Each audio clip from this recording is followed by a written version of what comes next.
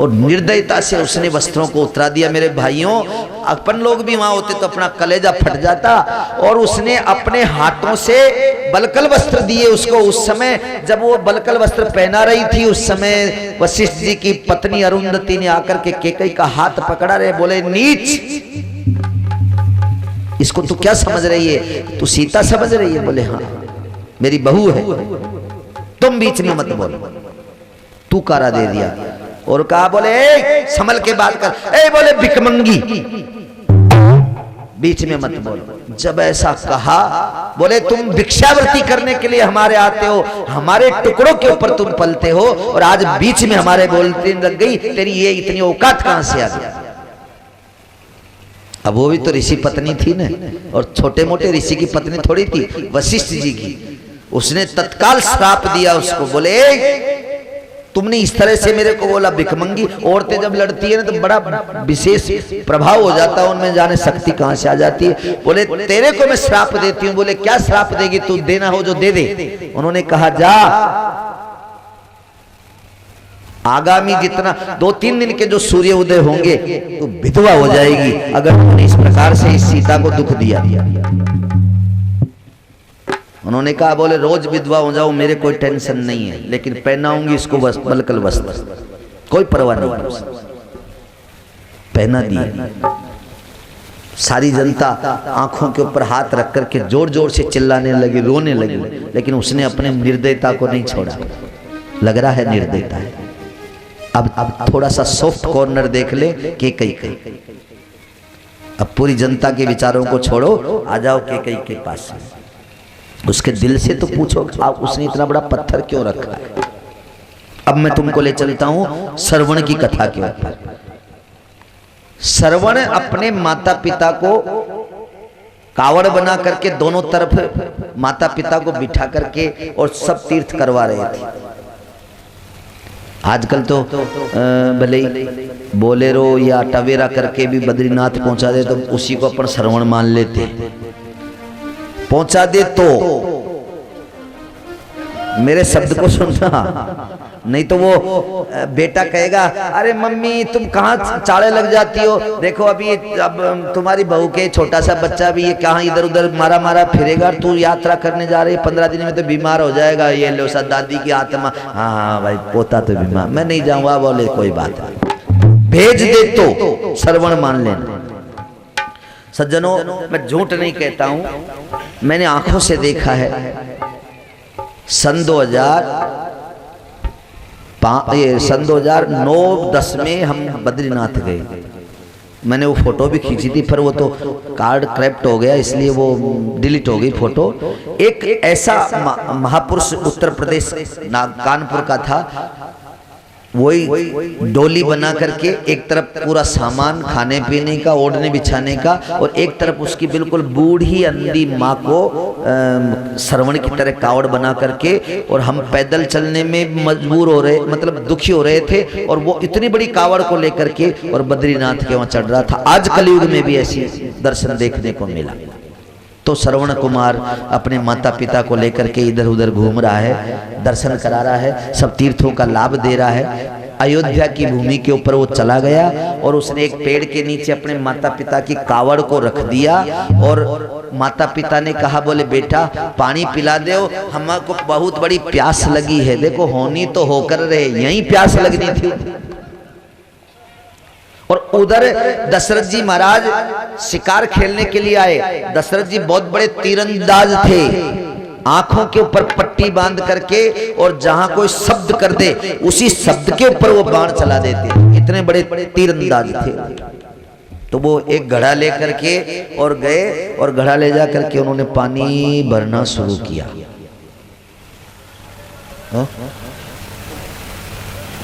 नहीं कोई गलती हो गई तो बता दो, अभी सुधार लेंगे।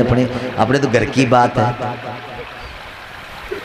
श्रवण के माता पिता उन्होंने पानी मांगा, वो लेकर के घड़ा और पहुंचे, और उन्होंने सरजू जी में उस घड़े को डुबोया। सरजू जी में डुबोते ही उसमें पानी भरा तो गड़गड़ गड़गड़ गड़गड़ की आवाज आई, और वो आवाज ऐसी लगी जैसे कोई शेर दहाड़ रहा हो। उधर वो दादा साहब पट्टी बांध करके तैयार बैठे थे, खींच करके बाण को उन्होंने देखा कोई शेर आ गया, उन्होंने उसी शब्द को निशाना बना करके जो तीर चलाया, वो तीर सीधा श्रवण की छाती में घुसा। अब जोर से चिल्लाने लगे, हे पिता, हे माँ, और जोरदार चिल्लाने लगे। दशरथ जी दौड़ करके वहां आए और आकर के उन्होंने, अरे बोले मेरे से तो एक हत्या हो गई। उन्होंने उनसे गोदी में लेकर के पूछा, बोले भैया तुम बताओ कौन हो? बोले मेरा नाम श्रवण है, मेरी ज़्यादा अब शक्ति नहीं है, प्राण जाने वाले हैं, ये जहर से बुझा हुआ बाण है, इसलिए मेरा प्राण अंत होने वाला है। या थोड़ी दूर पेड़ के नीचे मेरे माता पिता प्यासे बैठे, आप ले जा करके उनको पानी पिला दो, बस इतना कह करके उसके प्राण निकल गए। उसने पानी का मटका लिया और अंधे माँ बाप के पास में पहुंचा। मैंने एक दिन कहा था ना, सूरदास जी बैठे थे और तुलसीदास जी आकर के कहने लगे, जय श्री राम। सूरदास जी अंधे थे, पहचान गए, आओ तुलसीदास। तो सूरदास ने कहा, तुलसीदास जी ने कहा, बोले मुझे आपने देखा नहीं, कभी अपन मिले नहीं, और मैंने जय श्री राम कहा, तुमने मुझे पहचान लिया। तुलसीदास तुम्हारे आंखें हैं क्या, गड़बड़ करते हो क्या, दुनिया को धोखा देते हो? बोले नहीं, धोखा नहीं देता हूं। तो बोले तुलसीदास, जो तुम्हारी बोली में मिठास है और जिस भाव से तुमने राम का नाम लिया है, इस प्रकार का राम का नाम लेने वाला तुलसीदास के अलावा संसार में कोई हो ही नहीं सकता है। इसलिए तुम्हारे उच्चारण से मैंने पकड़ा है, तुम्हारे आचरण से नहीं, तुम्हारे उच्चारण से मैंने पकड़ा है कि तुम एक परम भक्त हो और तुलसीदास ही हो, पहचान गए तुलसीदास। इधर भी चले। उन्होंने जाकर के कहा, बोले पिताजी पानी ले। उन्होंने कहा, तुम श्रवण नहीं हो, आवाज भले ही बना रहे हो, लेकिन भैया तुम श्रवण नहीं हो, तेरा श्रवण कहाँ है? अब सत्यवादी थे, उन्होंने कहा, बोले मैं राजा दशरथ हूँ, यही का राजा हूँ, मेरे बाण से उनके प्राणांत हो गए। अब बताओ, इतनी बात सुन ले, कलेजा फटने लगा। माँ ने कुछ नहीं कहा, माँ ने तो दया आई। माँ ने देखा जिसने बाण मारा है ये भी किसी का लाल है, बेचारी का बेटा है, मैं इसको मरने का श्राप क्यों दूं? मेरा बेटा मर गया वही बहुत है, लेकिन अब इसको मैं श्राप नहीं दूंगी। लेकिन पिता के मन में ये बात समाई नहीं। उन्होंने कहा, रे राजन, अरे पुत्र विरह में हम मरते हैं और तैसे मरना आप।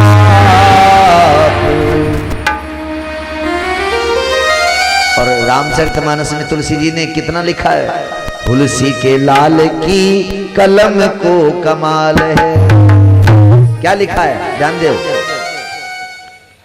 तापस अंध श्राप सुधियाई, तापस अंध श्राप सुधियाई, तापस अंध श्राप सुधियाई।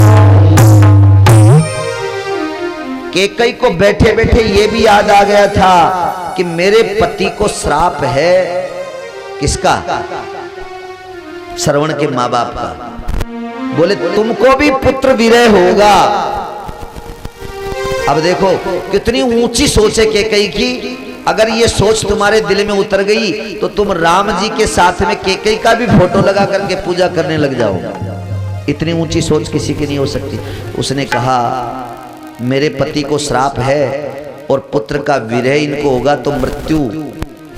और बोले पुत्र का विरह दो तरीके से होता है, या तो पुत्र मर जाए तो विरह होता है, और या पुत्र वहां से छोड़ करके चला जाए तो भी विरह होता है।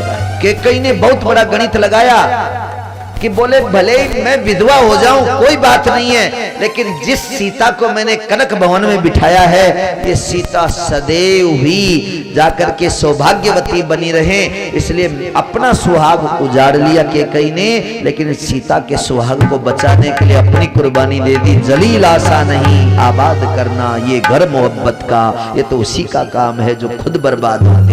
अपने घर में आग लगा ली उसको याद था मेरे पति को श्राप है, ये मरेंगे जरूर।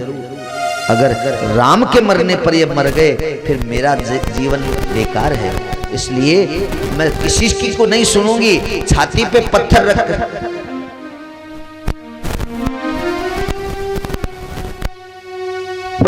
क्या हो रहा है?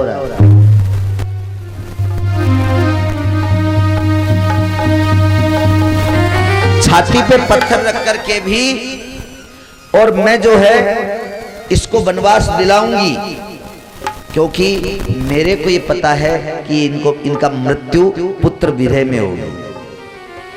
और उन्होंने इस बात को सहन करके और राम जी को वनवास दिला दिया। एक बात। दूसरा, राम जी ने बचपन में एक दिन खिचड़ी खाते खाते कहा था, बोले माँ मेरा अपयश कौन लेगा? तो बोले मैंने राम से वादा किया था कि राम संसार में जितना भी अपयश दे तुम मुझे दे देना, तेरे अपयश को मैं सहन करूंगी। इस कारण से राम की इच्छा पूर्ति करने के लिए भी उन्होंने वनवास दिया। कई उत्प्रेक्षाएं हैं इसकी।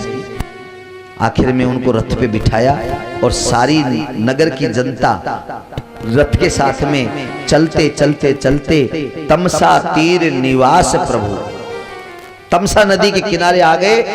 सारी जनता वहां आकर के बड़े प्रेम से शयन करने लगी। और सोते सोते एक दिन थोड़ी देर बाद क्या हुआ कि राम जी ने अपने सुमंत चाचा से कहा, बोले चाचा जी ये पूरी फौज मेरे साथ चलेगी तो मैं वनवास कैसे भोगूंगा? उन्होंने कहा राम एक उपाय है, ये जब सो जावे, क्योंकि अवध की जनता इतनी पैदल कभी नहीं चली और आज ये पहली बार इतनी पैदल चली है, ये सब थक गए। अब ये सोएंगे बड़े प्रेम से, अपन रात्रि को 12-1 बजे उठ करके अपना रथ हाँक देंगे, ये लोग तुमको ढूंढ ढांढ करके वापस चले जाएंगे। यही किया। राम जी चुपचाप उठ करके आगे निकल गए। सुबह जनता हा राम करते करते और वापस अपने अपने घरों में लौट गए। लेकिन आपको ताज्जुब होना चाहिए, अयोध्या में कितनी बड़ी धारा 144 लगी, कितनी बड़ी लगी। 14 वर्ष तक किसी भी अवधवासी ने चूल्हा नहीं जलाया।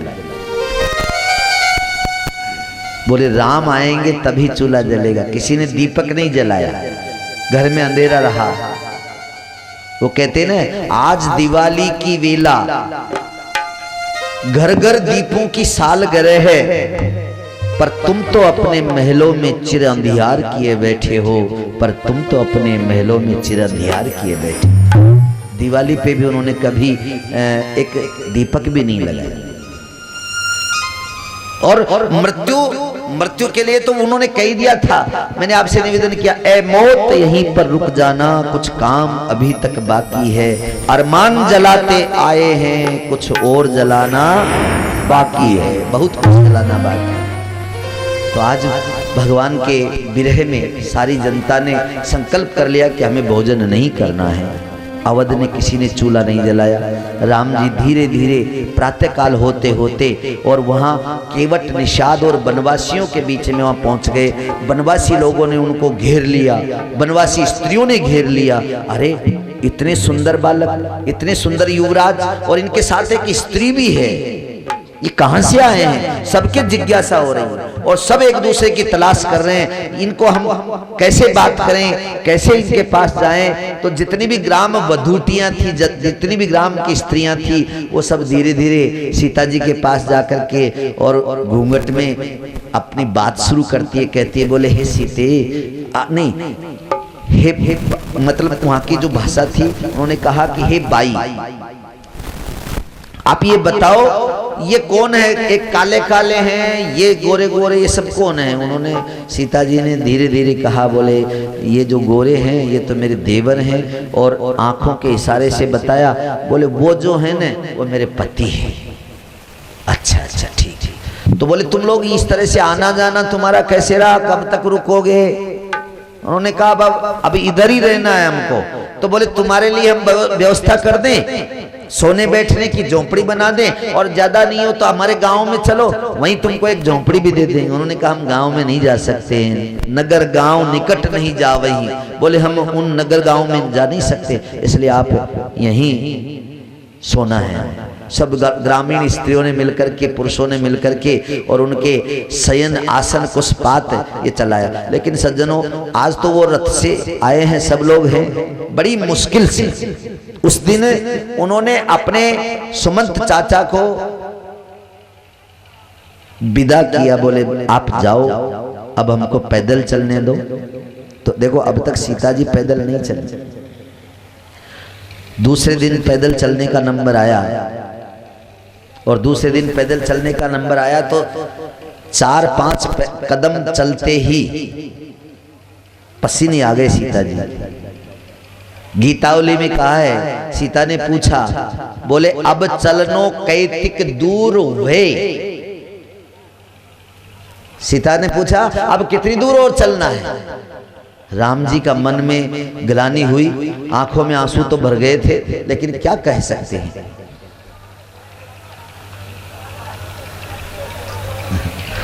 भाई कार्यकर्ता लोग थोड़ा हल्ला गुल्ला कम करें, व्यवस्था कर रहे हैं पर हल्ला गुल्ला थोड़ा सा कम रखें। बोलिए बाल कृष्ण लाल की। बीच बीच में ये जब वो लोग हल्ला गुल्ला करते हैं तो हमारा भी ट्रांसफार्मर का फ्यूज उड़ जाता है, क्योंकि हमारे ट्रांसफार्मर पे भगवान ने कोई चौकीदार खड़ा नहीं किया जो जट बांध दे। अब वो तो कहीं दूर जा करके फिर वापस आता है, मामला नहीं गड़बड़ हो जाती है। बोले बाल कृष्ण लाल की।